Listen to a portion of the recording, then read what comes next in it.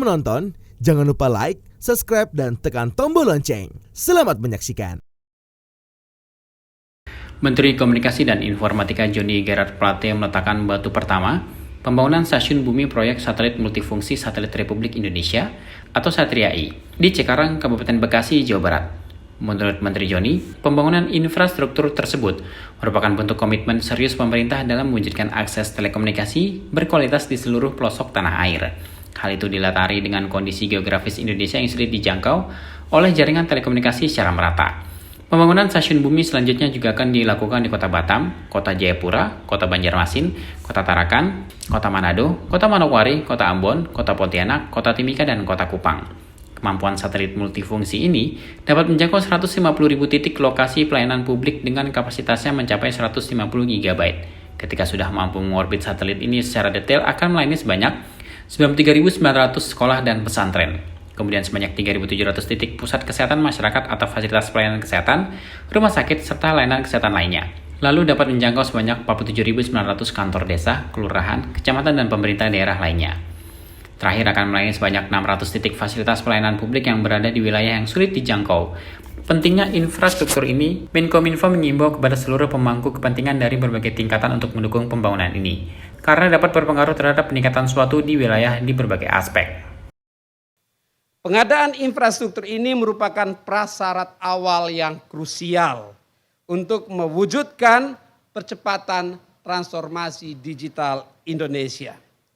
Dengan berbasis human-centered approach, diharapkan penyelenggaraan infrastruktur dapat memberikan manfaat besar, sekaligus membuka peluang-peluang digital bagi seluruh masyarakat Indonesia.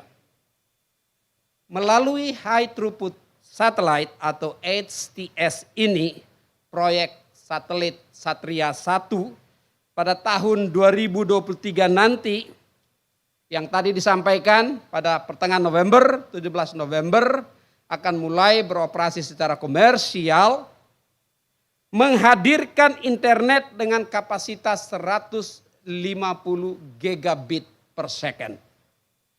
Di 150.000 titik layanan publik.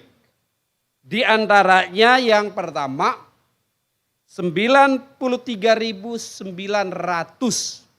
titik sekolah dan pesantren untuk mendukung pelaksanaan pembelajaran jarak jauh dan ujian berbasis komputer. Kedua, 3.700 titik pusat kesehatan masyarakat atau fasilitas layanan kesehatan dan rumah sakit serta layanan kesehatan lainnya untuk menyokong kebutuhan database kesehatan, tentunya database kesehatan yang terintegrasi dan terpusat agar dapat memberikan pelayanan yang optimal. Yang ketiga, 3.900 titik layanan keamanan masyarakat Kamtipmas di wilayah 3T untuk mendukung kebutuhan administrasi, keamanan, dan ketertiban masyarakat yang diandalkan. Dan keempat, 47.900 titik kantor desa, kelurahan, kecamatan, dan pemerintah daerah lainnya agar dapat mengoptimalkan pelayanan sistem pemerintahan berbasis elektronik, Electronic Government, SPBE, secara efisien dan efektif. Serta yang kelima, ada 600 titik layanan publik lainnya.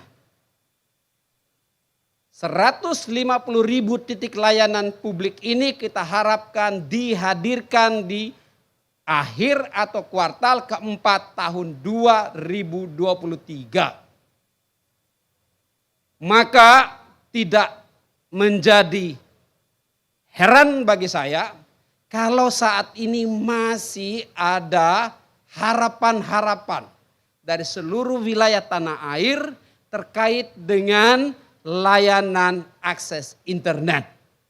Karena memang saat ini belum tersedia. Dan untuk itulah disediakan. Sehingga nanti di tahun 2023 akhir sudah tersedia. Di samping layanan berbasis teknologi lainnya yang tadi disebutkan. Penggelaran fiber optic to connect all dots. Menghubungi seluruh titik-titik di darat dan di laut. Ya, fiber optik jaringan pita lebar. Membangun microwave link, fiber link untuk menunjang keseluruhan ya ekosistem teknologi telekomunikasi yang kita butuhkan di Indonesia. Proyek satelit Satria 1 ini direncanakan akan memiliki 11 stasiun bumi atau gateways yang tadi disebutkan ya di beberapa lokasi yang tersebar di seluruh Indonesia. Selain di Cikarang ini, 10 gateways lainnya akan dibangun di Batam, Banjarmasin, Tarakan, Pontianak, Kupang, Ambon, Manado, Manokwari, Timika, dan Jayapura. Yang mana ke-10 pembangunan gateways ini masih dalam proses pengadaan lahan.